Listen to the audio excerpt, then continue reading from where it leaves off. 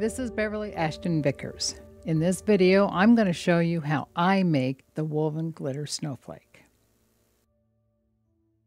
These are the things I'm going to use to make this snowflake. Double-sided glitter cardstock cut into strips of 6 inches by 1/4 inch. Clips, super glue, scissors, a Sharpie, a couple of spoke weights, and a paper cutter. I like to use the double-sided cardstock because it creates a snowflake that is the same on both sides. I use the same cardstock to make the Scandinavian star. I've seen several different medias used to make these snowflakes, such as reed and flat fiber. This colored glitter paper will help the demonstration we're doing here today. This cardstock comes in 8 by 12 inch sheets, which is very convenient and cuts down on the waste when making our 6-inch strips. For these snowflakes, we'll cut the sheets using a paper cutter. Line up the cardstock at the 8-inch mark and advance the sheet 1/4 inch on the cutter's bed to cut the 1/4 inch strip. That gives me a 12-inch strip I can cut in half, creating the strips we'll need. The snowflakes are constructed in 3 layers. In this group of snowflakes, layer 1 is silver, layer 2 is gold, and layer 3 is also silver. Each layer of the snowflake requires 6 of the 6-inch strips. Each layer is built on the previous layer and will be woven together. We'll begin by using this full-size graphic as a template to lay out layer 1 of our snowflake. I'm going to use a myriad of colors for this demonstration to make it easier to follow the weaving techniques. The 4 weavers for layer 1 are identified on the graphic by the letters A, B, C, D, E, and F. We'll do layer 1 in 2 steps. Step 1 uses weavers A, B, C, and D. Weavers A and B will run parallel to each other about 3/4 of an inch apart, and C and D also parallel in the same fashion on top of A and B. For our demonstration, A is silver, B is purple, C is blue, and D is brown. I'll start with the silver and the purple weavers, laying them parallel to each other on the template, again about 3/4 of an inch apart. Pick up weaver C, our blue one, and place it on top of A and B, and then place weaver D parallel to C.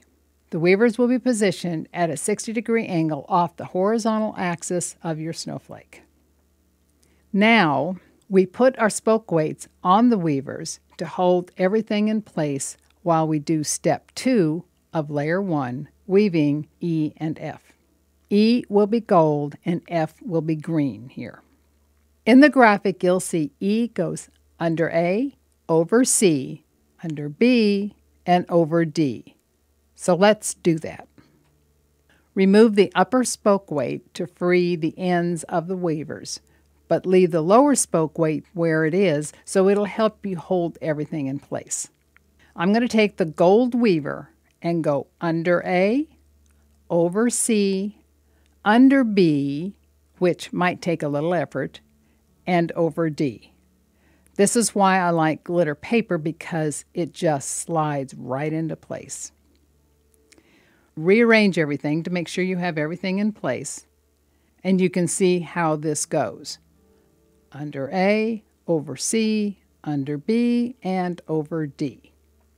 Now, we're ready to do weaver F. Put your upper spoke weight back in place and remove the lower weight. Now we can take the green weaver F and weave it over C, under A, over D, and under B. Again, sliding it into place. Now we can remove the upper spoke weight and adjust your weavers to fit the template. You may notice a few things here. You have now created a 6-point Star of David. We will be working around this star in the center of our snowflake. There is also a hexagon right in the center, As we work, we'll want to maintain the true aspects of this hexagon. As you pick up your snowflake, you'll notice that it stays intact. That attribute is confirmation to you that it is woven correctly. At this point, again for clarity of the demonstration, we will use a completed silver layer 1 and we'll use our colored weavers to show layer 2. Also for this demonstration, I've taken a Sharpie and placed a dot at the top of weaver B and C. That will hopefully help you follow the weavers as we rotate the snowflake to weave layer 2. These weavers will always be oriented at the 12 o'clock position to you as you begin each layer. The dots will also help you keep your snowflake oriented with the same side facing you. Let's start layer 2 with a graphic of the completed snowflake. We'll place layer 1 on the graphic, remembering to make note of the hexagon in the center and your 2 dots at the top oriented at 12 o'clock. I'll take my first weaver for layer 2 and place it under what was weaver D on layer 1. The remainder of this weaver will be left free. If you don't have a turntable, you can rotate your printed graphic clockwise, keeping the snowflake in place. I use a turntable to keep things simple. So, let's turn it 60 degrees clockwise until the next row is horizontal to you. With this next weaver, I'll go under the first weaver on my left and let it hang free as well. Turn the snowflake 60 degrees clockwise again. Make the next row horizontal to you. Now we can go under the first weaver furthest to my left. Then I go all the way across to the 2 parallel weavers furthest to my right. I'll lift the one to the outside and place my new weaver under it. These weavers will move around a bit as we put things in place, so we will tighten up the weavers as we go along. Again, rotate the assembly 60 degrees until the next row is horizontal to you. Take the brown weaver and slide it under the strip to my far left, and then again under the weaver to the far right. If you are a basket weaver, this over-under pattern will make total sense to you. Rotate 60 degrees again and orient the next row horizontal to you.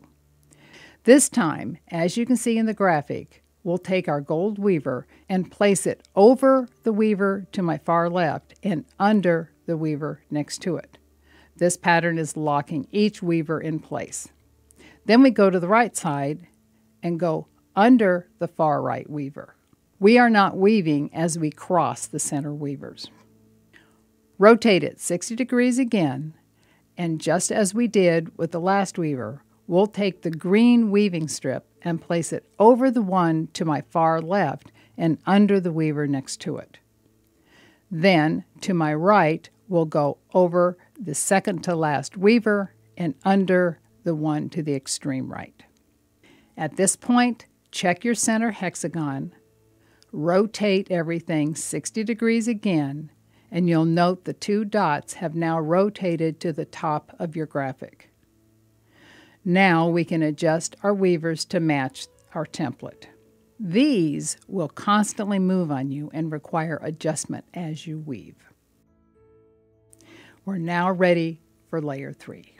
This is what layer 2 looks like completed. We'll again use our various colors to demonstrate layer 3. Making sure our dots are oriented to our 12 o'clock on our template, we'll again start with our weaver to my far left. We'll slide our first layer 3 weaver under the one to the far left and stretch it across to the far right and go under the second to the last weaver and over the one to the far right. So we've again done a weave that is under, over, and under, over. Now we do our 60-degree rotation again. Make sure that we're horizontal, and I'll now place the purple layer 3 weaver under the snowflakes weaver furthest to my left, over the weavers in the center, and go under the second to last weaver and over the one to my far right. You can see what we're doing here. Over, under, over, under. Okay, rotate it again. We're going across the next horizontal line with our blue weaver, putting it under the weaver furthest to the left. Then we go across to the right where we now have 3 weavers. We'll go under the first of those 3 weavers, over the middle one, and under the one to the far right. Rotate again.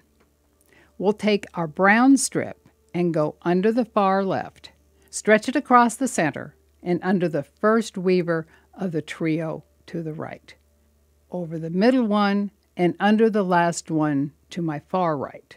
Adjust a bit. Another 60-degree turn.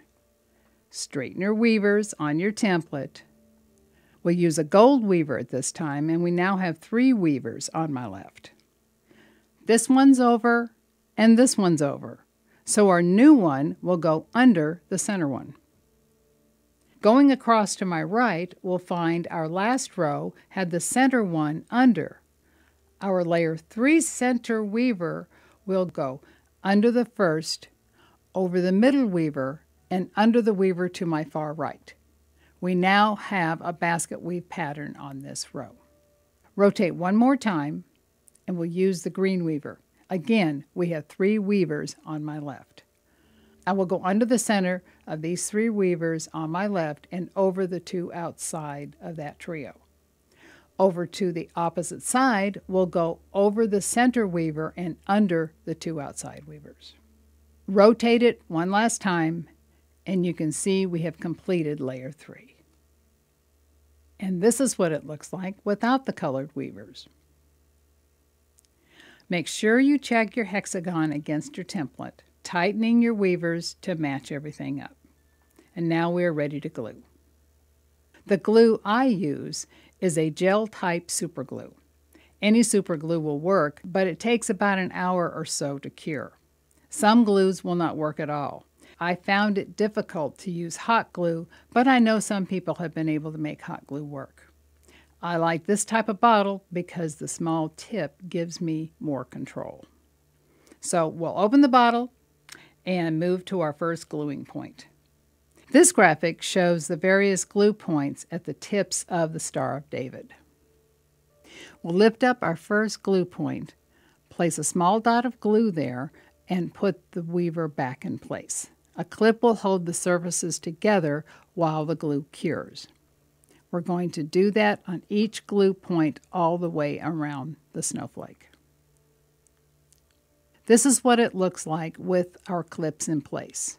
Once the glue is dry, we'll be ready to trim the ends. This graphic shows all the trim points around the snowflake.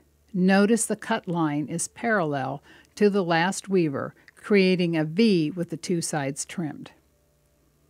We remove the clips, lay the snowflake on the template with the dots at the top, and use my scissors to follow the cut lines. When the ends are trimmed, you have finished your woven glitter snowflake. I've been told that some are having a problem finding this paper. The name on the screen is the product I purchased from Amazon. If you'd like a copy of the graphics I've used in this video, please send me an email at the address on the screen, and I'll be glad to share them with you. And I'd be interested in seeing your handiwork, especially if you find a way to customize this project in a new way. I enjoy both sharing with and learning from others.